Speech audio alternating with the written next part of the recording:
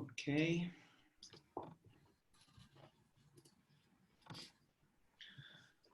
Okay, we should be live. Let me double check. In the meantime, thank you very much, Matthew, for being with us today. Yeah, we are already live. Perfect. So in the meantime, thank you very much. Let me turn off this. Perfect. Okay, so thank you very much, Matthew, for being today in another XPRESS Masterclass of Inside Academy. It's a pleasure to have you with us, and well, I hope that you enjoy the interview and the conversation. I'm sure I will. Thanks for having me. Great. Well, for everybody, I'm talking with Matthew Boyd. Matthew is the founder of Vollie.com.au, which is an online volunteering platform, or it's how do you exactly describe Vollie? Yeah, skilled online volunteering marketplace. Platform that connects the skills of modern day professionals with charities, not-for-profits and purpose-driven organizations, as you know, like social enterprises as well.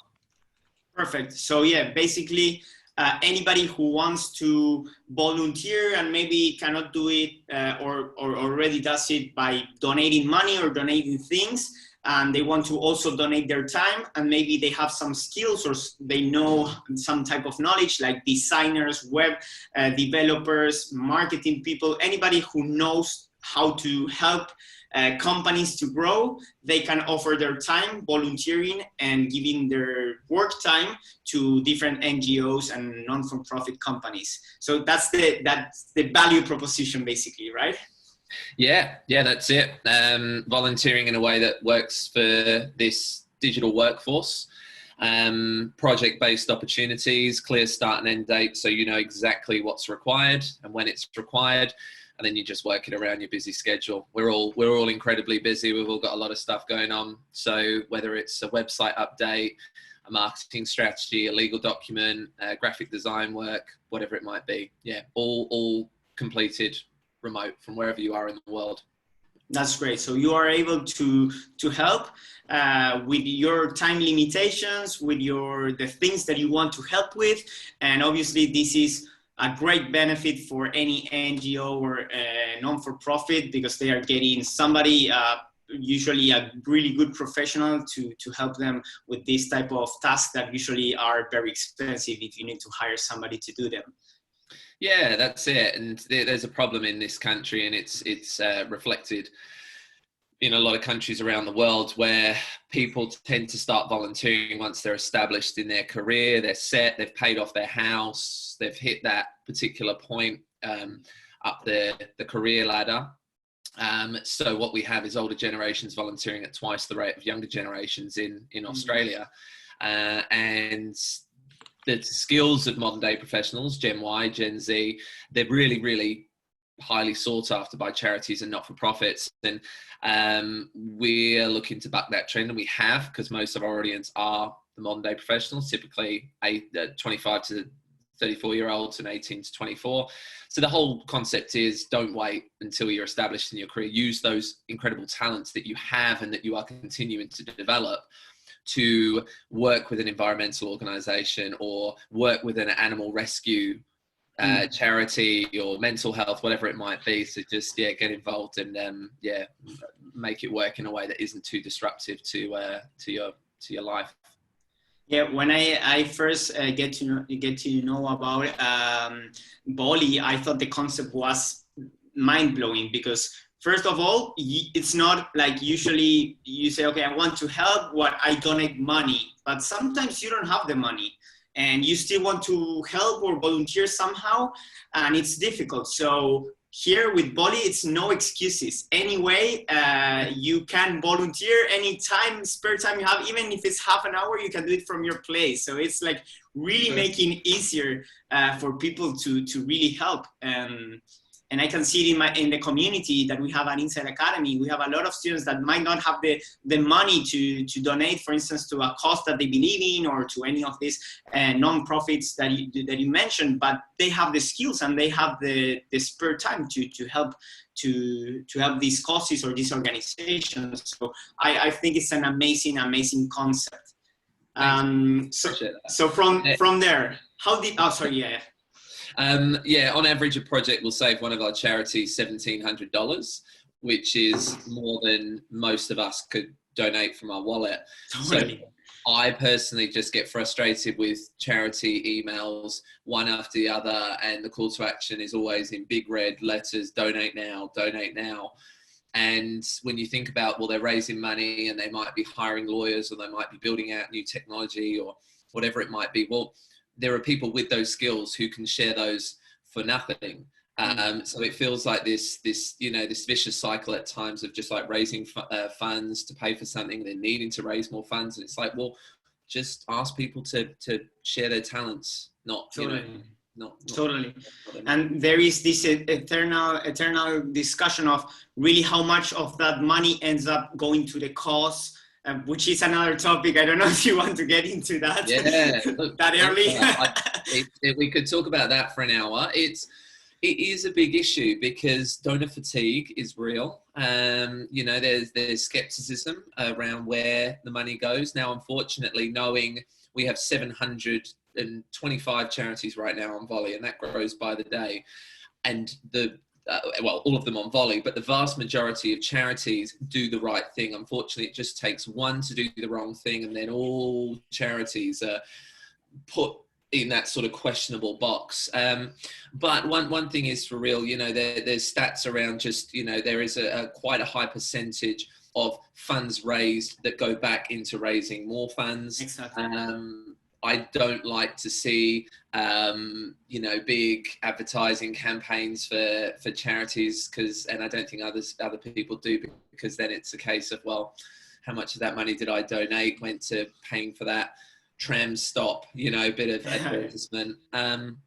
So yeah, there's a problem with that. And there's also an issue with these two pillars that some charities rely on, which is the government funding and the donations. And if one of these pillars crumbles, then all of a sudden that organization is in a challenging place. And what more and more charities are doing now is adopting the social enterprise model, and knowing that people going to supermarkets and they're buying the toilet roll that funds sanitation projects overseas, and buying the water bottle that provides safe water in developing countries, and so on, with all those wonderful brands we know.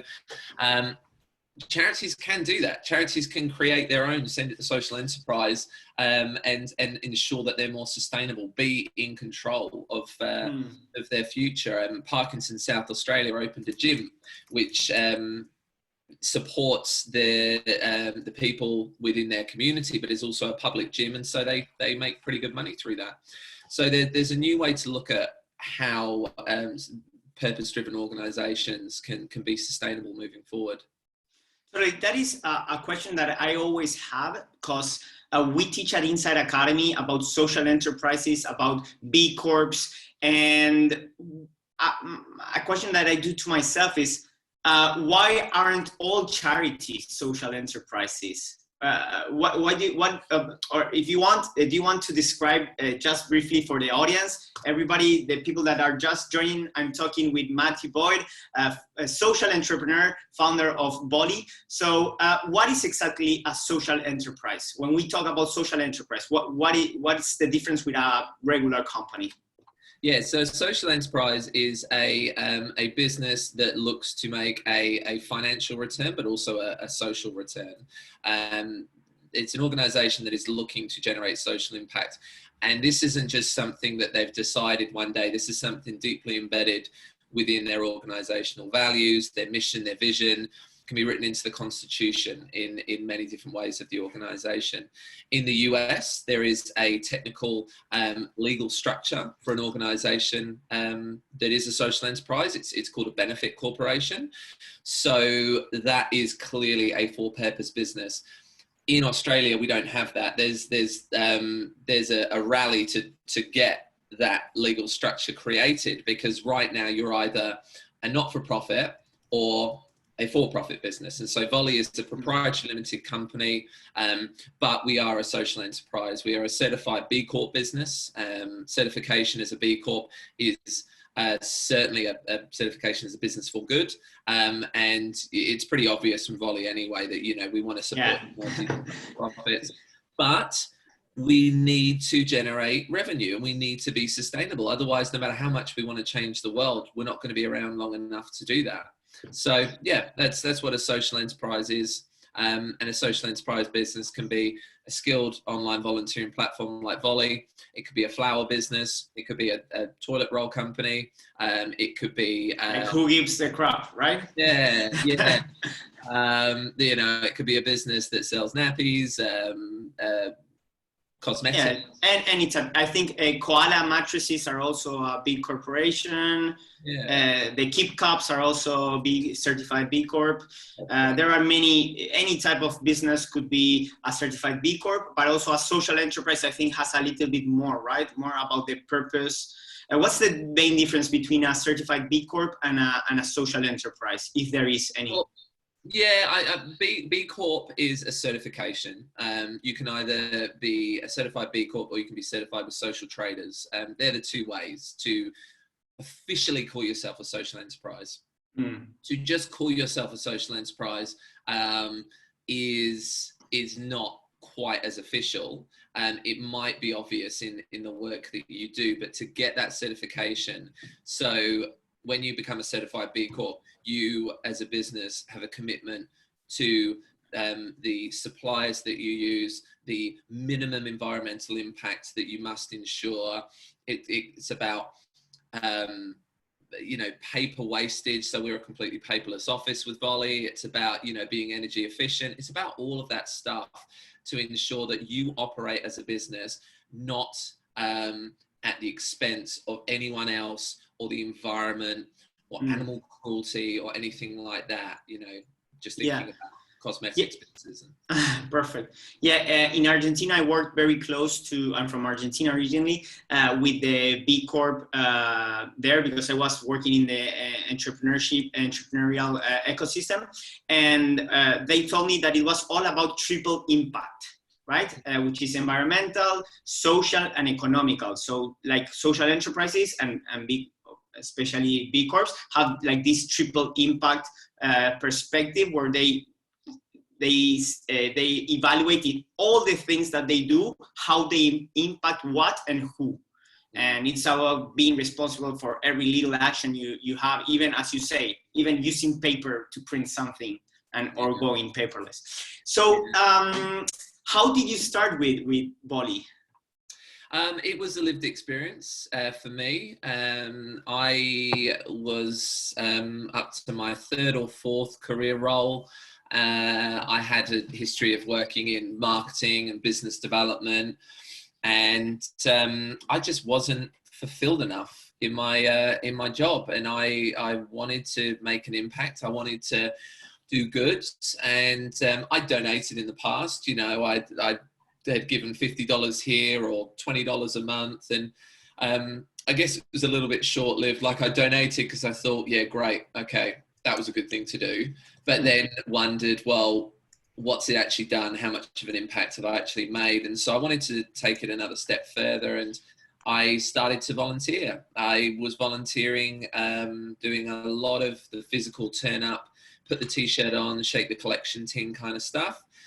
And I would give up my Sundays, and I would be standing there and thinking, yeah, this is good. You know, I could be relaxing at home, watching a movie or doing whatever, but no, I'm here, and that's a great thing. But if I was really honest with myself, it wasn't as fulfilling as I thought it could be.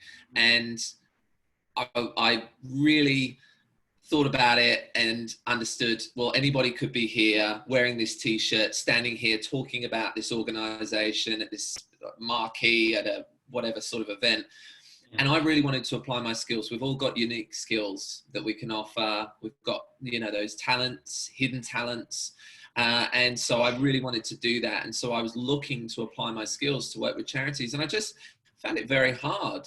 There weren't the opportunities that I wanted to see, you know, quick and easy to apply for opportunities. There's often a lot of back and forthing with volunteers, with volunteering around fill out this form and you need to come to this induction day and so on. And it had to be quick and easy for me. And ultimately, I developed the platform in Vollie that I always wanted, or that I particularly wanted through like 2014 and 2015 when I was volunteering so much.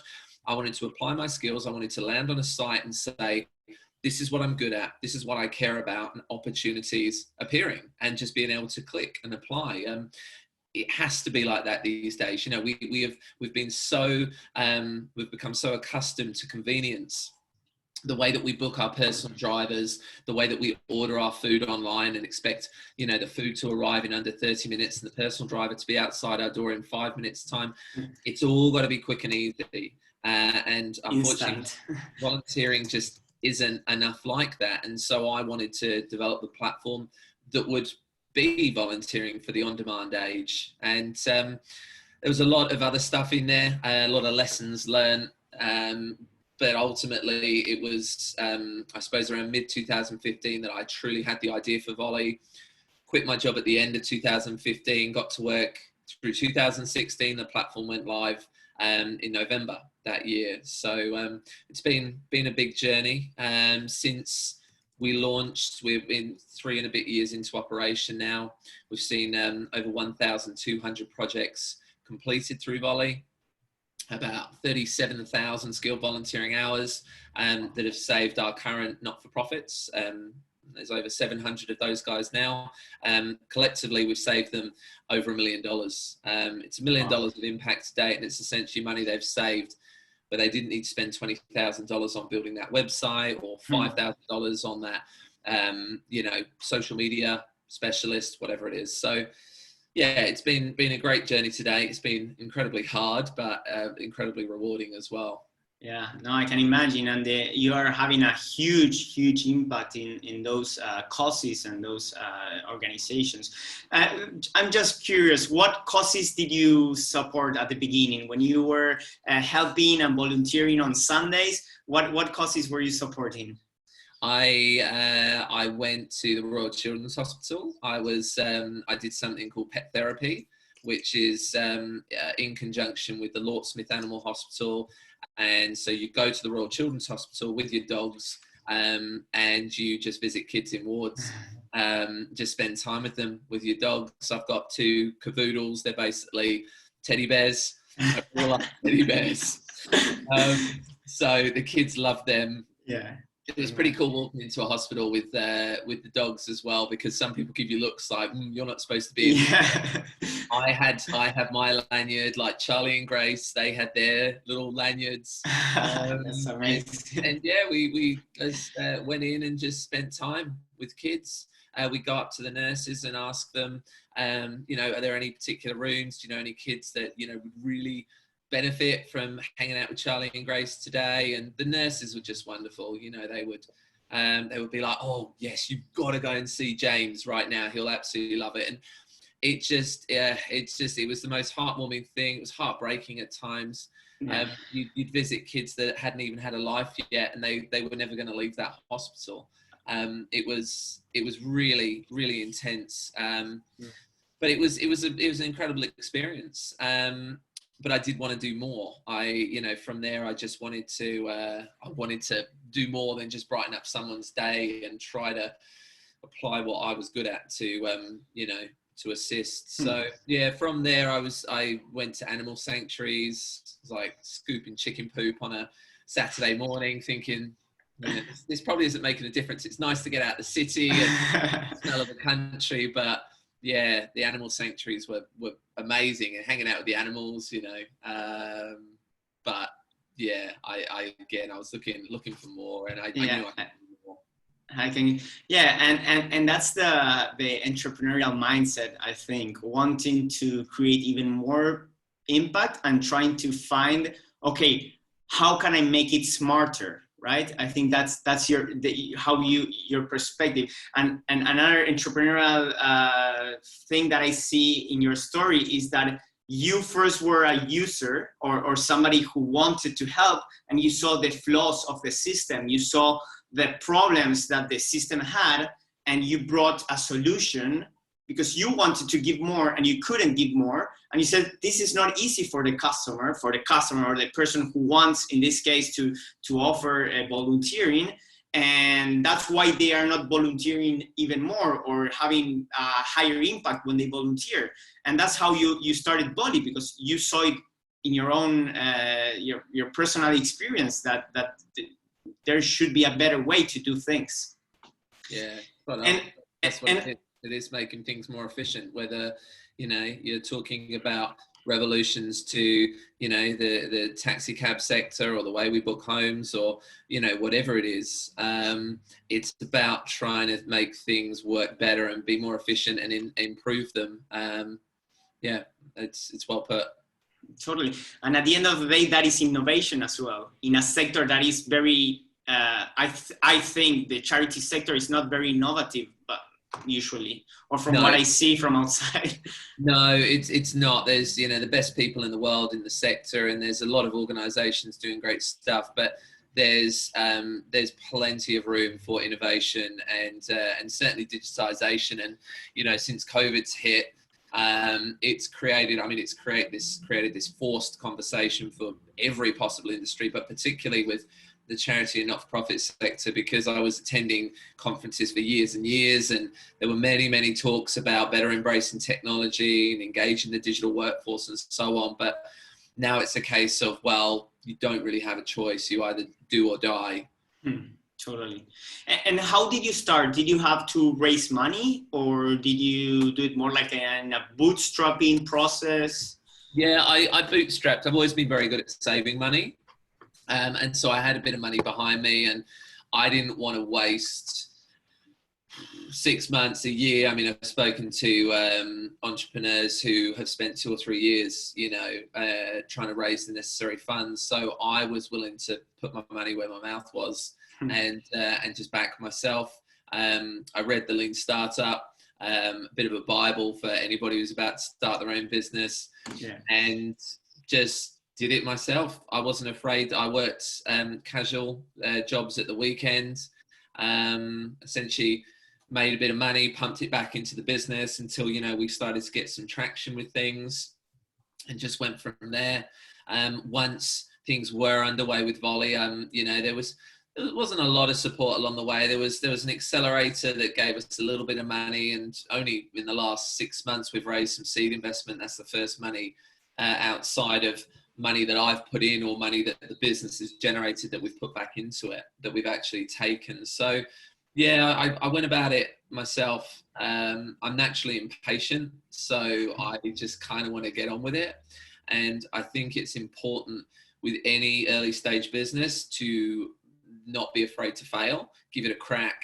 Don't try and launch the perfect business. That's a lot about what the Lean Startup talks about, plus any entrepreneur. I mean, I'm reading a book at the moment that focuses a lot on Zuckerberg and Facebook, and Mark Zuckerberg's got this mentality of just, you know, just getting it out there, do it the best you can, but get it out there, new products, new features, and continuing to refine rather than wait until something's perfect to launch it. So that says a lot about the tech industry, and that speed of innovation and continuing to improve what we do.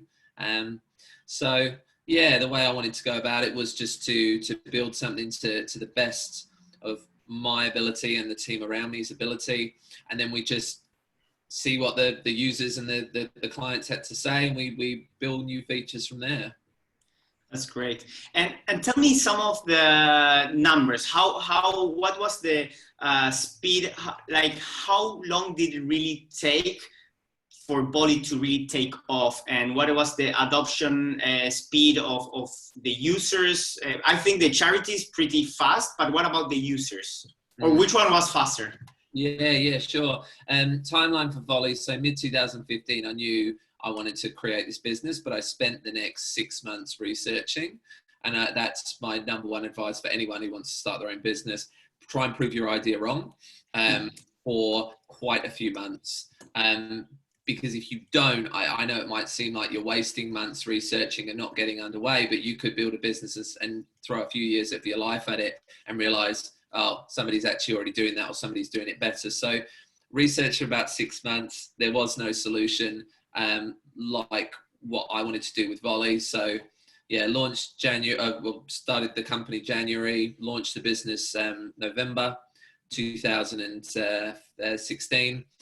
And it was slow. It was really slow at the start. I thought I was sitting on this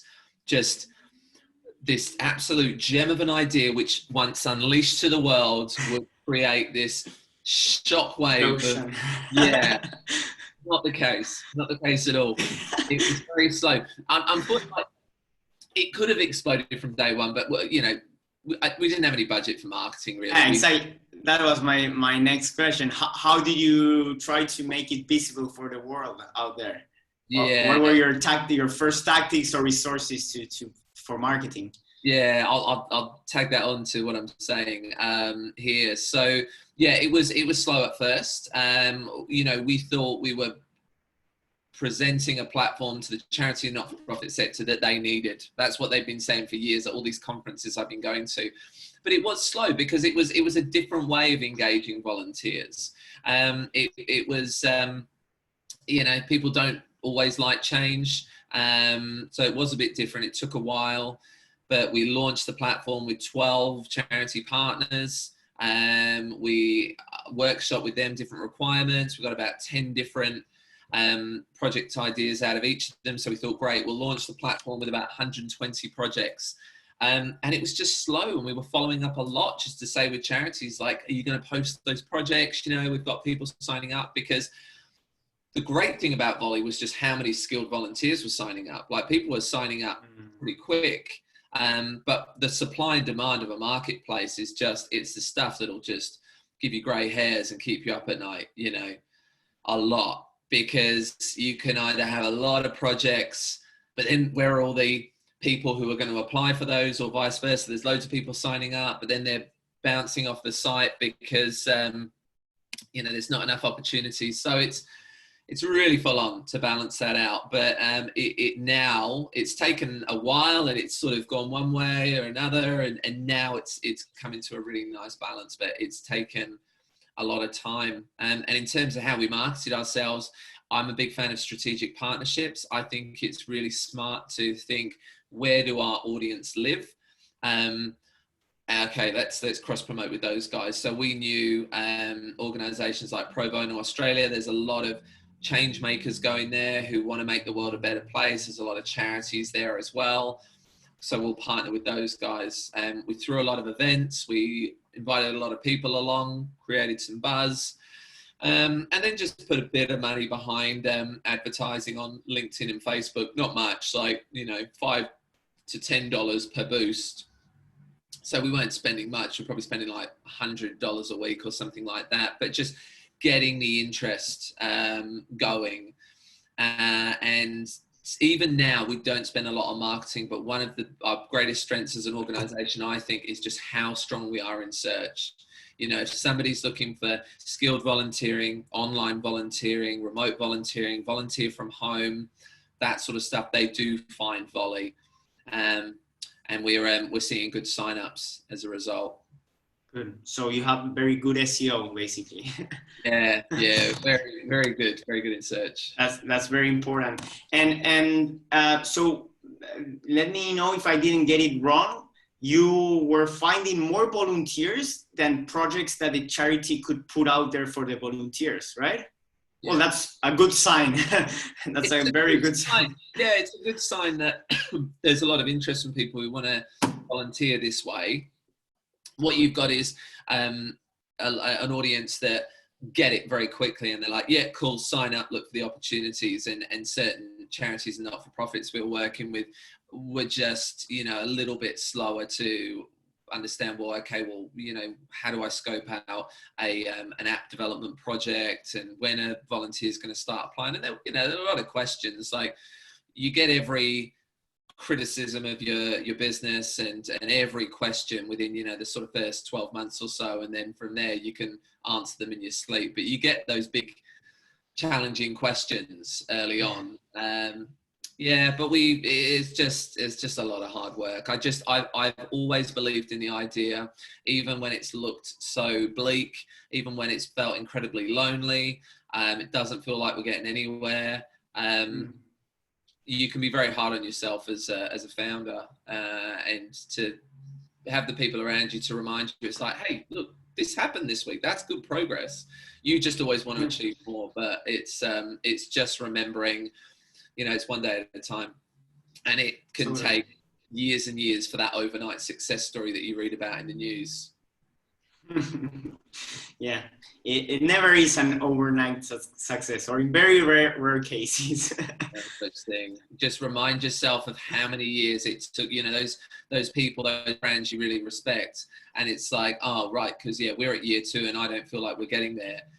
And they didn't actually really start to take off until year 4 or 5. Like, it really is the case with most startup businesses. You just need to sustain yourself and survive for the opening years. And then in year 3 or year 4 or year 5, when you really do take off, you've just got to survive that period. Exactly. Yeah.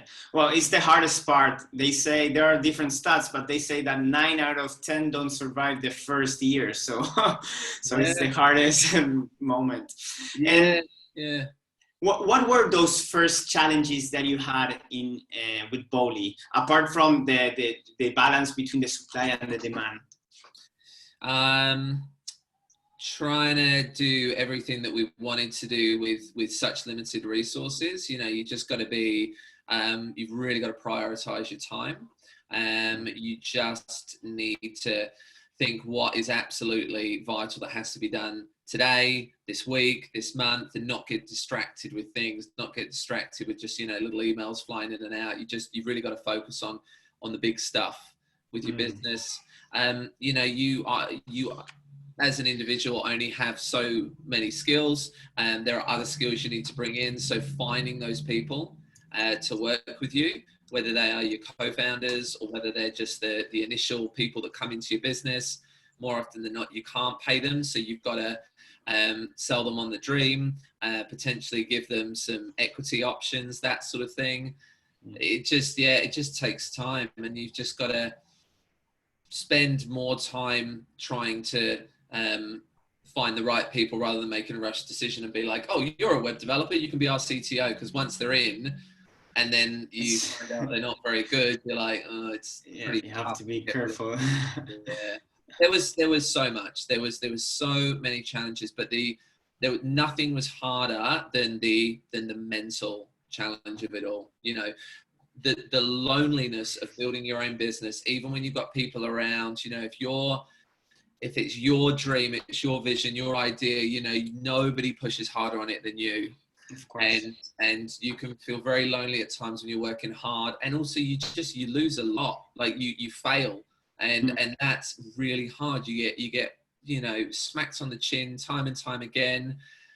And you just need to keep picking yourself up. And the perseverance and resilience of it is just the most important part, because you, more often than not, your fantastic idea that will ultimately be a really great success, people will not give a crap about it for a long, long time.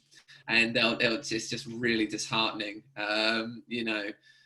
You don't see why they wouldn't invest in the business, or you don't see why, this new potential client, why they wouldn't come on board. But yeah, you just got to look after your mental health as a result, and, know when to walk away, take your dogs for a walk, go to the gym, watch a movie, just, tomorrow's a new day.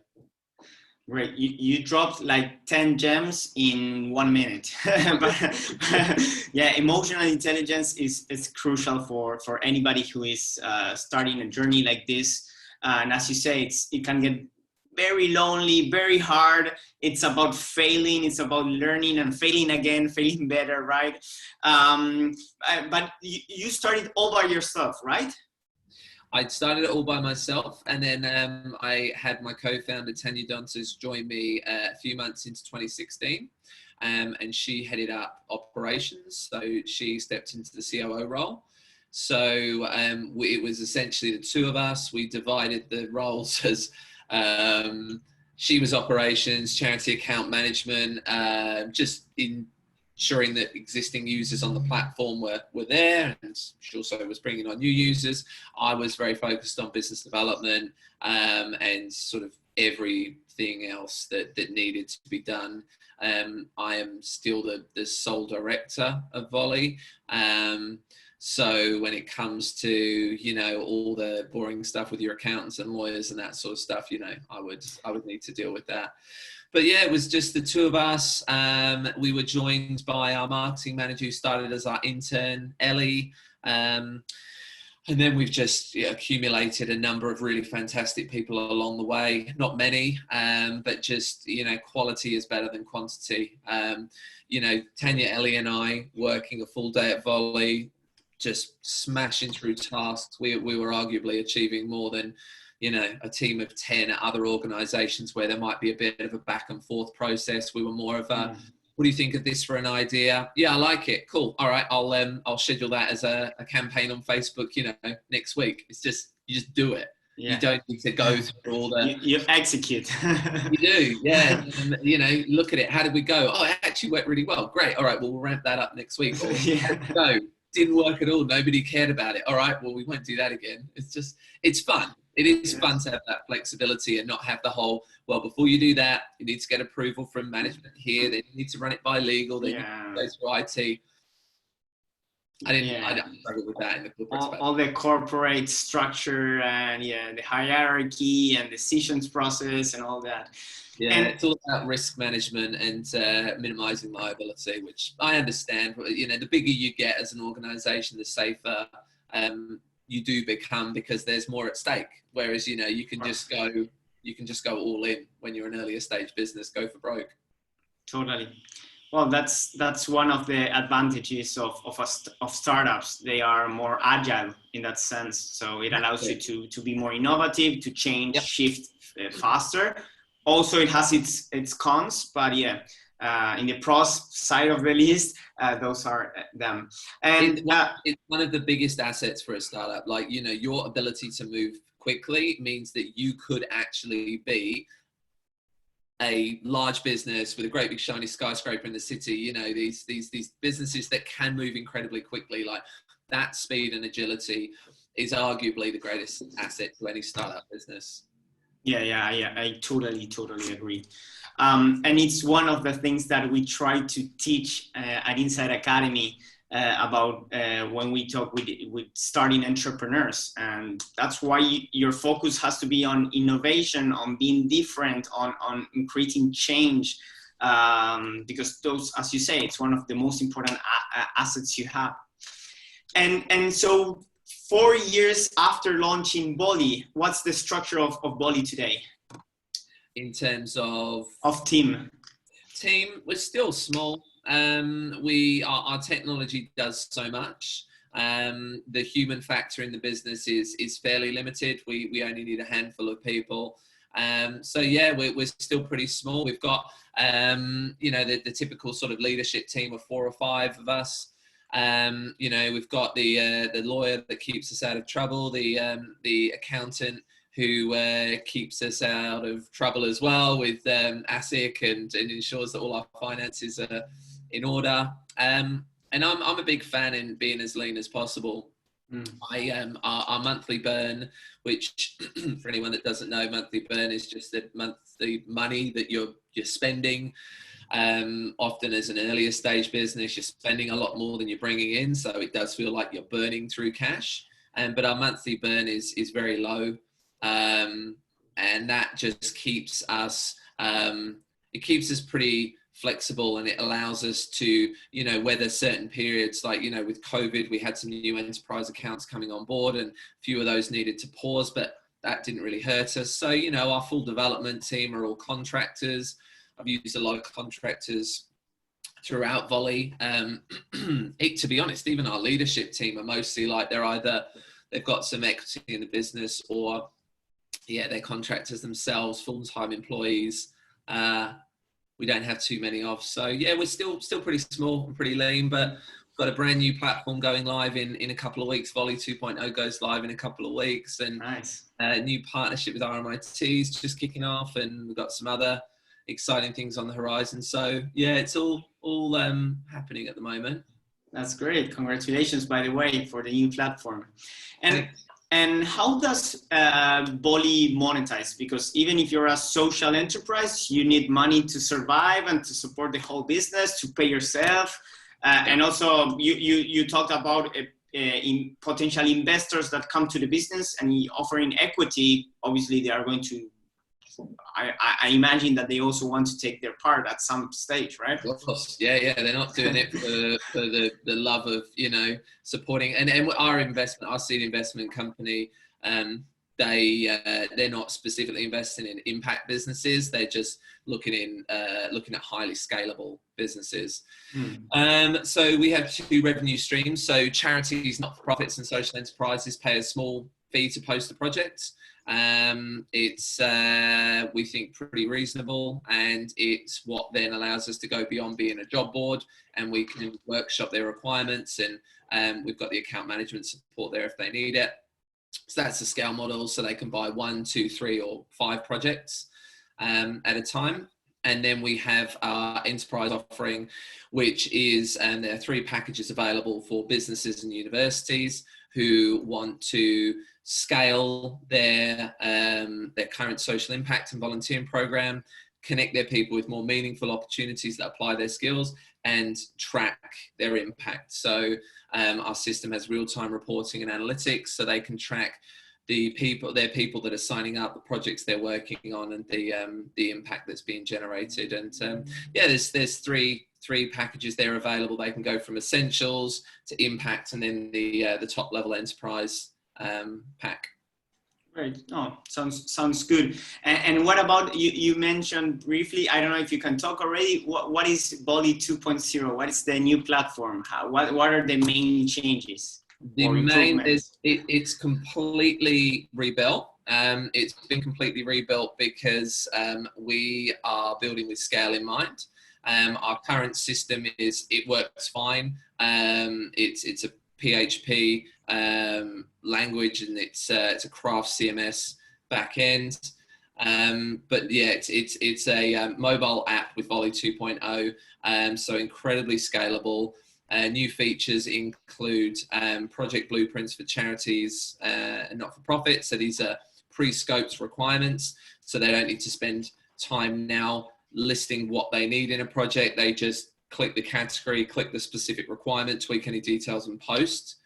The new system has inbuilt messaging and file sharing. So now it's all completely housed within Vollie, and that communication between the volunteer and the charity or not-for-profit stays really strong. We've got, what else is there? So our reporting analytics has just gone to the next level for businesses. We can facilitate remote team projects now as well. So teams of professionals from right around the country or right around the world can collaborate on projects. There's quite a lot to it. I think just overall, just that user experience, it's smoother, it's sleeker, it's faster, and hopefully it's really well received. That's good. Yeah, hopefully, yeah. So good luck with the launching of that new rebuilt platform. And currently, where is the company operating, or with what charities from what countries are you working with? So Vollie's based in Melbourne. We are currently working with about 725 charities, mostly in Australia, but we're actually in 15 different countries outside of Australia. So we've got organisations like Classroom of Hope in Indonesia that build schools. We've got organisations like Youth Agenda in Kenya. We've got organisations like Duo Duo Project, an animal welfare organisation in California. So yeah, we're sort of spreading our wings more and more overseas. But walking before we run, and just making sure we really service Aussie charities and not-for-profits, many of whom address global challenges, but sort of Aussie-based NGOs. That's great.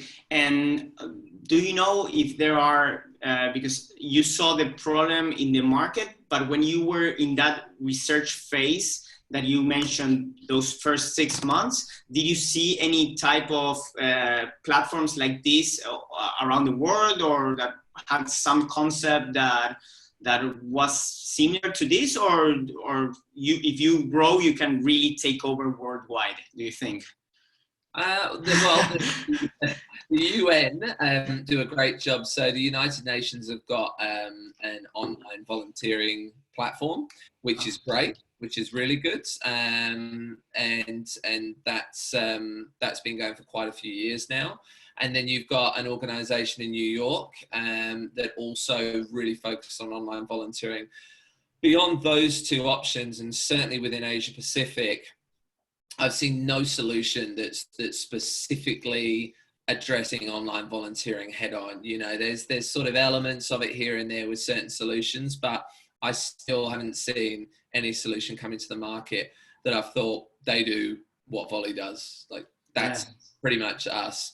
And I think I'm not sure what the reasons are why it hasn't happened before, but there's certainly the appetite from people to want to use their skills and volunteer in that way. So we're just focused on what we're doing. There's another like startup lesson, really, you know, like just don't worry about what other people are doing. You know, read the books of great people and learn from those that have done it well. But if you do have competitors, you want to understand what they're doing, obviously, but don't obsess with what they're doing. And if they're doing better than you, you're on your own journey.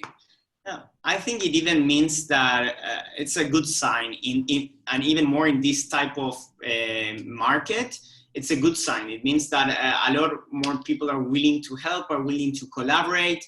The concept of, instead of competition, I think that you could collaborate if there were other players in the market. Now, I was asking mainly because, as I told you, I worked a lot with social enterprises in Argentina, and I never heard about something like this back in South America, and even in Europe. Well, now you mentioned the UN nations, but we have a huge community of students from South America, Europe, North America as well, even Asia. So you have here a lot of soldiers that could help you spread the word out there through the world. Yeah, that's great. And look, I want to, particularly with the new system that we have, it can go global. I mean, that's such a naive thing to say as a founder, because you know, you're built to go global, but you got to spend years and years nailing your market, your home market first of all, before you grow. And you only have limited resources earlier on, but yeah, it's where I see the business going. You know, I see appetite for it from young, talented people right around the world. So you just keep spreading the word, and this is, you know, doing something like this. You never know, like someone might listen, and whether they're like, I want to join them on the journey, or you know, I know this particular person that could be really useful to introduce, you know, Vollie to. So you keep talking, and you just keep going to events, startup events, social impact events, and that's how you continue to get the word out. You are the brand. You wear it on your sleeve every single day, you know, and you keep letting people know about what you're doing and what your organization stands for. Mm-hmm. And you'll keep doing it forever. You're an entrepreneur. That's what entrepreneurs do. Definitely gets addictive. Like, it can be the hardest thing. Like, it's the hardest thing, but for some reason, you just, you know, you some weeks you just feel like I need to take a break, but you just become obsessed with it. I think sometimes in a bit of an unhealthy way, but it's a great obsession. You know, it's building something that you really care about, you're massively passionate about. So yeah, and it means so much more than just, you know, for me anyway, full-time jobs that I've had in the past didn't do a lot for me. I'm so fulfilled in what I do, but then as a downside to that, you've got to be prepared to make a lot less money for an extended period of time until you really nail it. Yeah. And deal with all the challenges. But yeah, from a fulfillment, from what I do perspective, never felt better. So this is the happiest moment in your life. Yeah, mixed with like, there's plenty of things to be excited about. And you learn as well, like right now, earlier on, you know, you'd have 6 different major projects going on and you're stressing because you're like, what if one doesn't work out? And God, I've got to follow up with that tomorrow. You really struggle to switch off. but you do switch into a different mindset. You know, I'm constantly making notes on my phone. You need to give yourself barriers. So when you think, oh, I need to do something, and it's 9 o'clock at night, if it's not urgent, make a note. You're going to do it first thing in the morning, continue watching your movie or whatever you're doing. So you just, you never really switch off, but just... You have to learn to separate. Force breaks. And force breaks. Yeah, good recommendation for starting entrepreneurs which are watching. Everybody, if you just join us, I'm talking with Matthew Boyd, the founder of Vollie. Vollie.com.au if you want to check out about the platform and start volunteering online today. I wanted to ask you about other projects, because you just mentioned that you take notes for other things that you're doing on the side. So what are those other projects that you are spending time and energy on apart from Vollie? Outside of Vollie? Yeah, or I don't know if those are projects that are part of Vollie. I don't know. Yeah, both. So there's lots of different projects on Vollie, but outside of Vollie, I'm starting to get on more boards, which is something I really enjoy. I'm on the board at RMIT for the MBA program. I sit on a few boards of social enterprises. I'm on the advisory committee for Global Citizen.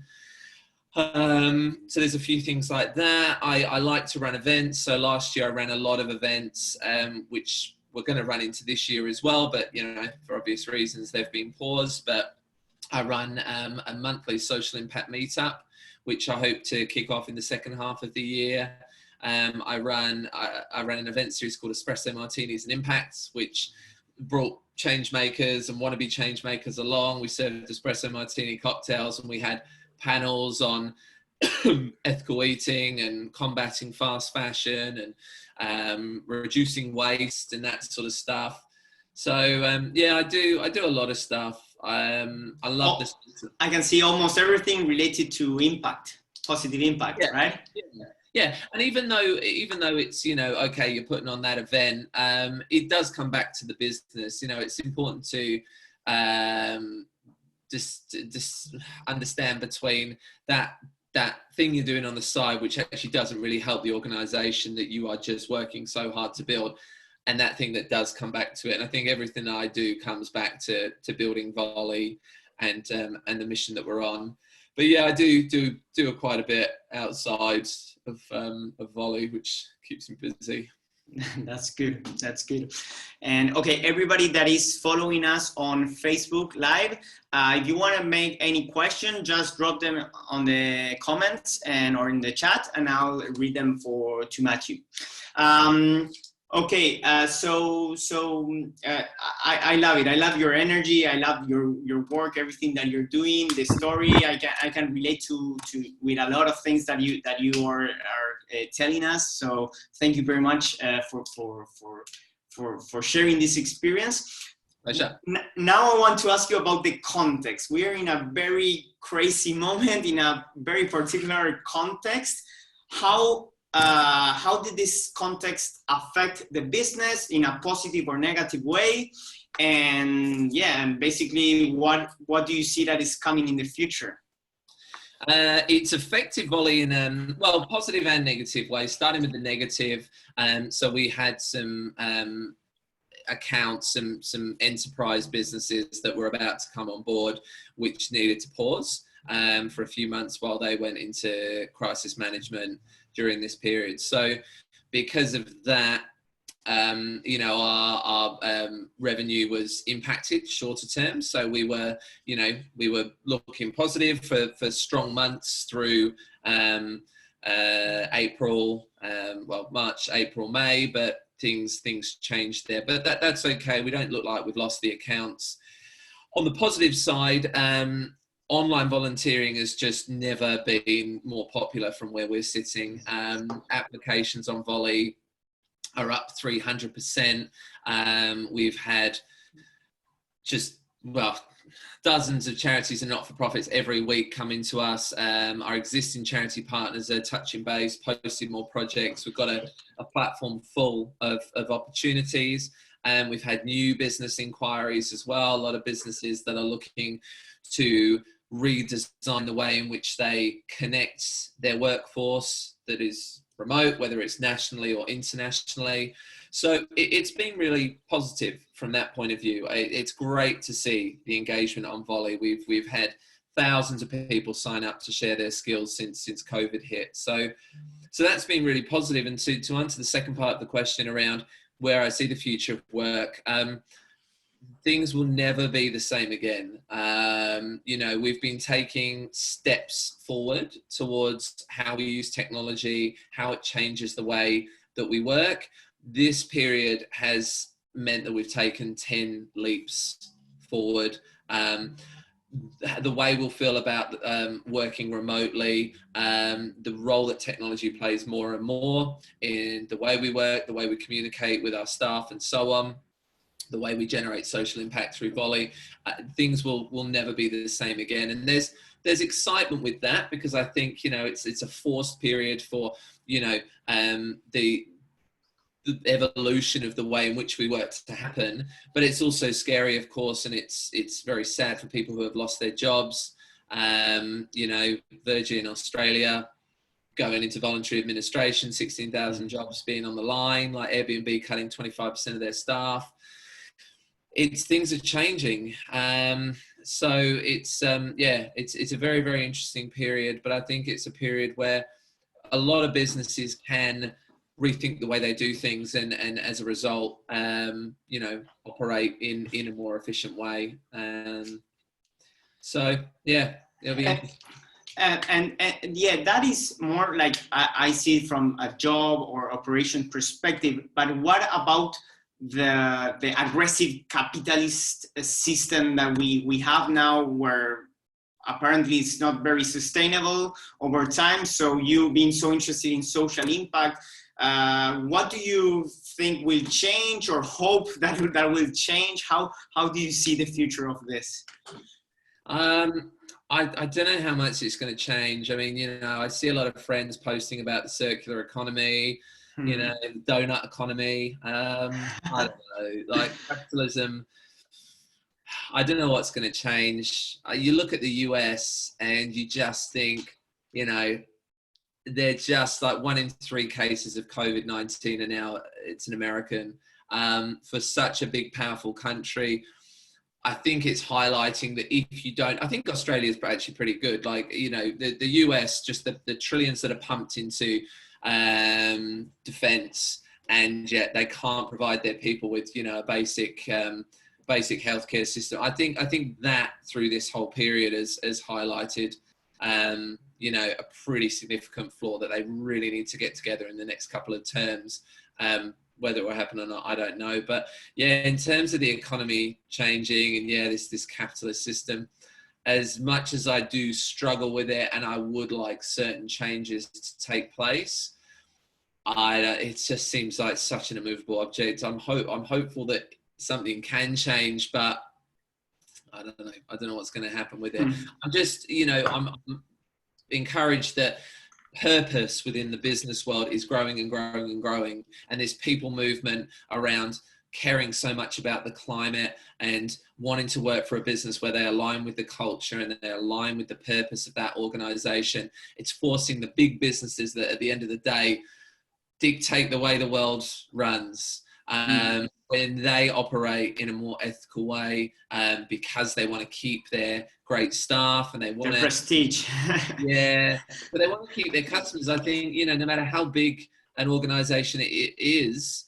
you can't think of any that without their customers and without their staff, they would be nothing and they couldn't operate. So there's this big obvious fact that, as people, there is the opportunity for a movement and to dictate, the way the future is, and saying we're not happy with that, and the way these businesses operate, the way the financial institutions operate. And I also think on top of that, technology and more transparency around the way in which we communicate, where we get our news from, how we form our decisions, we're less susceptible to propaganda.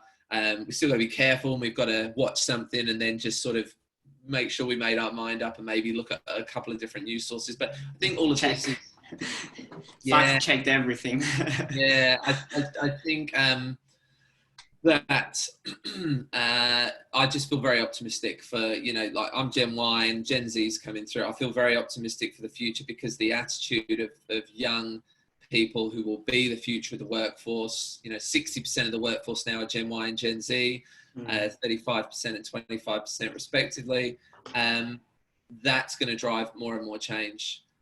Yeah, I don't know if it can... I hope so. That's why I try always to teach in my classes about social enterprises and B Corps, because I see that capitalist companies are unsustainable. Charities and NGOs are not sustainable by themselves either. We saw that model is really, really hard to maintain. So I think the mix between the good of the capitalist world and the good of the non-for-profit is like kind of a social enterprise and a B Corp. And I think that is the future, hopefully, of the world and the economy, to have a sustainable economy and where you can win money, but also creating positive impact. And that's what I try to always teach to young entrepreneurs that are starting. Try to see how you can, right? There's a market there, and even if the business isn't technically a social enterprise, like there's this whole trend now of neobanks, like all these new age banks purely online, who could potentially disrupt, the big four and the other financial institutions around them. And if these banks do things in the right sort of way, like, certain banks, I know Bendigo Bank's very like deeply embedded in the community, and people will decide to bank with them because of that reason. I think it's larger established businesses showcasing more of a purpose, doing more good to attract, more customers and keep their staff, which is where the greatest hope is. But we will see. We'll see what happens. Okay, I'm optimistic. We'll see. So Flavia says, thank you. And how do you write Vollie? It's bollie.com.au. Say B or V? B, yeah. So I always have trouble with this B. Yeah. B. B. Yeah, they always tell me B or B. Yeah, B. In Spanish is almost the same. Good. Well, everybody, I'm talking with Matthew Boyd, founder of Vollie. And okay, what is a project? You already told me about some side projects that you're working on. But which of those projects you're spending a lot of time and energy and that you're very excited about? What is a project that is like, is having you there like really engaged with? Yeah, it's the new platform going live for sure. So Vollie 2.0 going live, that is, it's been 12 months in the making. It's right there, it's built. All we're doing now is transferring the data from the current system to the new system, and then we're going to be launching on AWS as well. So we're about a week or two off of that, which is really, really exciting. A project like that, it just feels like it's never going to end.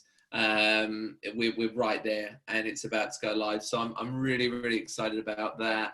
Feeling really positive. I'm really excited about the partnership we've got with RMIT University.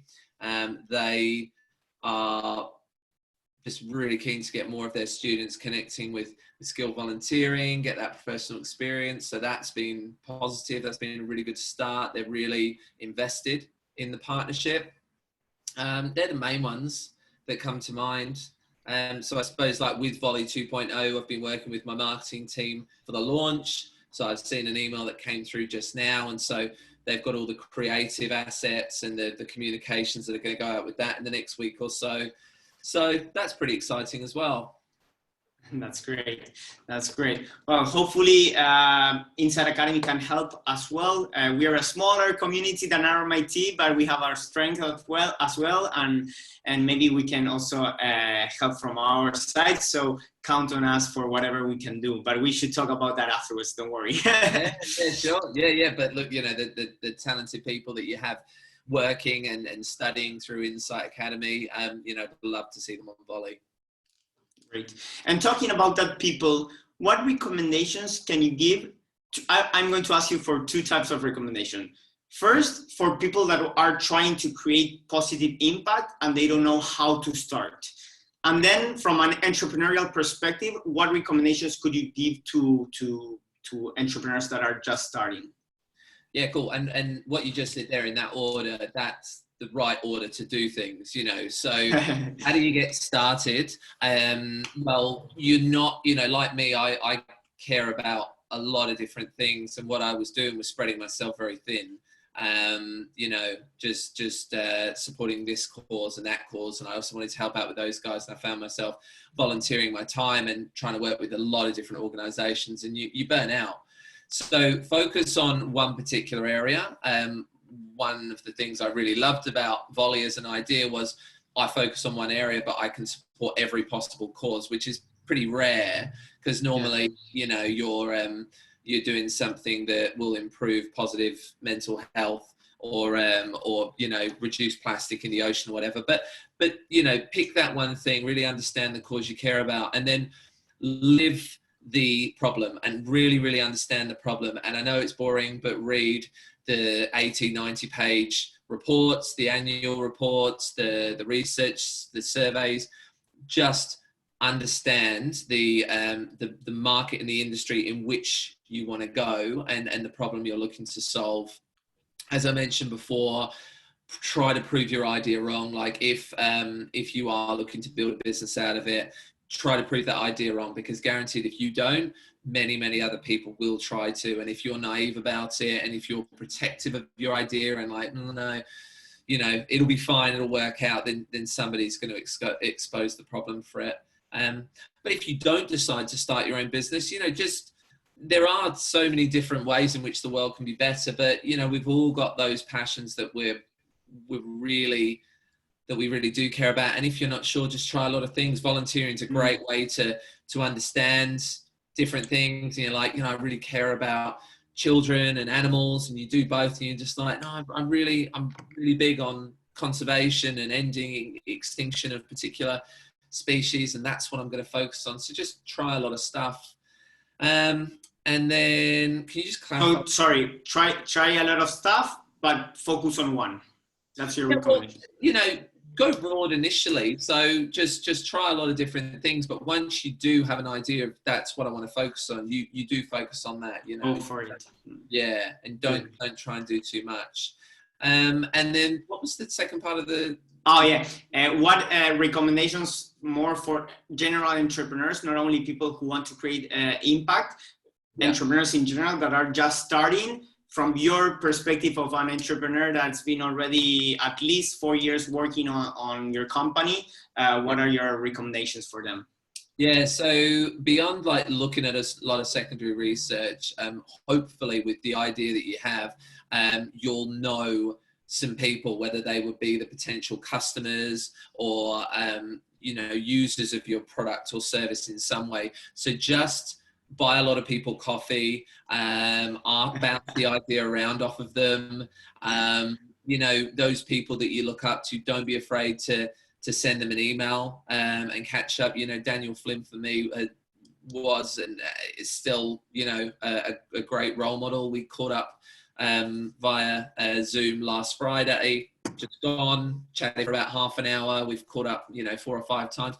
Don't be afraid to just ask for 15 minutes of someone's time. Say you'll buy them a coffee, you'll buy them lunch, but you know, those people that you think, I'd love to pick their brain, just don't be afraid. Just go for it and give it a crack.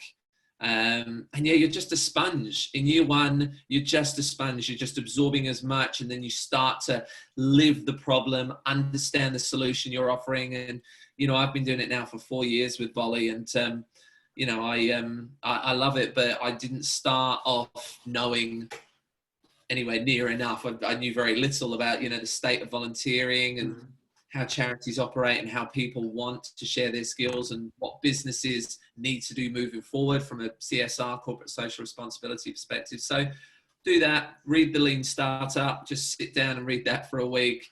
You're not going to build the perfect business, first of all. You're going to build an MVP version, a minimum viable product that satisfies the core needs of your users or your customers, and you'll grow from there.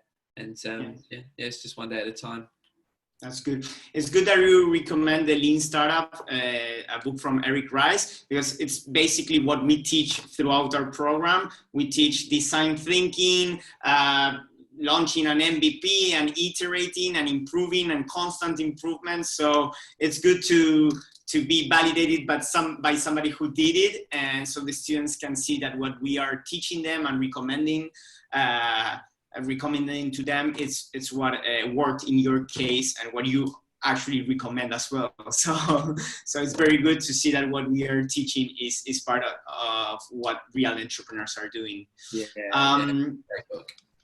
Yeah, amazing book. So I'm going to ask you a weird question. In the meantime, also, there is a lot of people commenting, but talking about how nice Vollie is, but nobody's asking questions for Matt. So people, if you want to know specific things about Matt or about Vollie, it's now the moment. I know that you love the platform, but focus that we have Matthew here with us. In the meantime, I want you to ask a question that I did today to my class. Today I taught digital campaign strategy, but I like doing these little random questions to know a little bit more about you at a personal level. So if you could have dinner with anybody in the world, they could be already dead, and so you revive them to have a dinner with you, somebody famous, somebody who is known for something, so we get to know that. Obviously not, I know, if I could, it would be my dead grandfather, but not that, somebody famous. Right. Think about it. Who would it be? It could be from any field. It could be a scientist, it could be a musician, it could be an artist, it could be somebody who's... You already have one? No, can I only have one? Yeah, only one. I can't throw a dinner party. No, that would be amazing, but no. Only one. Yeah, it doesn't. I mean, I've got a list I could rattle off, 5 or 6 people, but it would be Elon Musk for sure, because Elon Musk. I think he's the most fascinating man. I read a lot of autobiographies and biographies. Over the summer, I flew through 7 or 8 of them, but Elon's was arguably the most incredible. It's somebody who wrote the book about him, but very much with Elon across it, although not, reviewing it and that sort of thing. This guy shared the good, the bad, and the ugly, and he's an incredibly hard worker, and many people would describe him as an a-hole, but he's just incredible. I just think he's just his objectives for life are just superhuman. Taking the human race to Mars. Truly, I respect him for finally getting the electric car thing happening. That could have happened like decades and decades and decades ago. There's corruption between the car manufacturing industry and the oil industry, and he has just come in, built beautiful cars, which I hope to afford one day, and he's just nailing it. I think he's amazing. Yeah, and those cars are relatively at an affordable price. So they are expensive, but still they are affordable. They are coming down, yeah. I test drove one a few months ago. I test drove the Model S, and God, it was beautiful. It just glided. It was such an amazing thing. But yeah, the Model S is more expensive, but then they've got the Model 3, which is only like how much is it? 60,000. So yeah, they are coming down. They're becoming more affordable. Yeah. So one day I will have mine. Yeah. I think they were. I read an article the other day that they were already about to launch a cheap version of the car, like even more affordable car. So they'll be like 30,000, 40,000. Yeah, exactly. Yeah. Exactly. Unfortunately, COVID's really slowed down production because their facilities are still shut down because of that, which is really frustrating. The guys at Tesla, but they'll just great cars, beautiful cars. Good. Oh, we have Jose joining us, sending you also saying hi and thank you for participating. And he asks why. Well, we talked a little bit about this before, but why Australia and not UK? did you choose? For me or Volley? For Vollie? Because I grew up in England and I moved to Australia in 2008. So I moved here when I was 23. I've just built my career here. I think Australia is a great market to launch a business. I do have criticisms over just investment, and investors here are very risk averse, and it's not like in the States where it's just like you got this great idea, you got a little bit of traction, it's just like, yeah, great. There's more of a attitude of let's give it a go and let's run with this, whereas here it's a lot harder. But what's good about Australia to launch a business is relatively small market to launch with.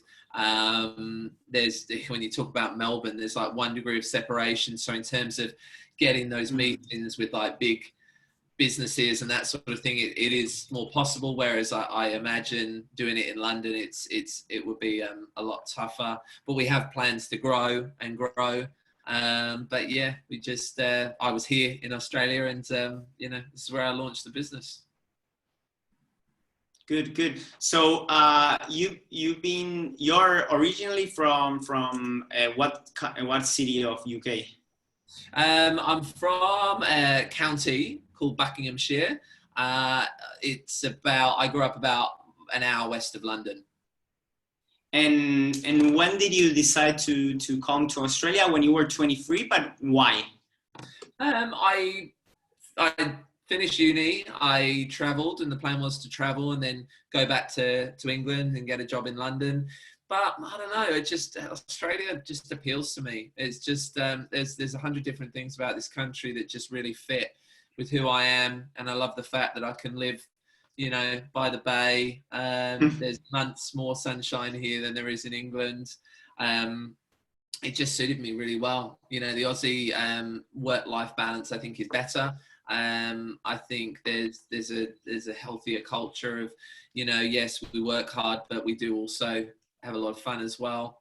So yeah, there was a lot to it, which made me want to stay here. So I booked a one-way ticket in 2008, and I was pretty sure I was going to figure it out, but I could always fly home if I wasn't successful. So that's good. Well, so far you're doing really well, so it was a good decision. Yeah, good in there. You never know. I do often ask myself, if I'd gone back to London, would I have seen the opportunity to be able to start my own business? I don't know. It could be better, but it could always be worse. So yeah, it is an interesting one. And what about that football jersey that you have back there? What team is that? That is Tottenham. The Spurs. Yeah. Well, Pochettino, well done. Well, yeah, but he's not there anymore now. Which no, I know. a massive mistake. Amazing manager. We've got Mourinho, who's over the hill. He's an old dog, and he's past it. And we had a rising star, and it's a shame. It's a real shame, because I'm a massive fan. I get pretty emotional, and sometimes my mood can be dictated by whether my team wins or loses. Which I relate. Look, man, this is my team, San Lorenzo from Argentina. The team of the Pope. Oh, up there, I couldn't see that. Ah, okay. But again, I don't want to bore the audience with my football fanatism. But yeah, in Argentina, we're crazy for football as well. Although here they call it soccer. So people were talking about soccer for you. Football.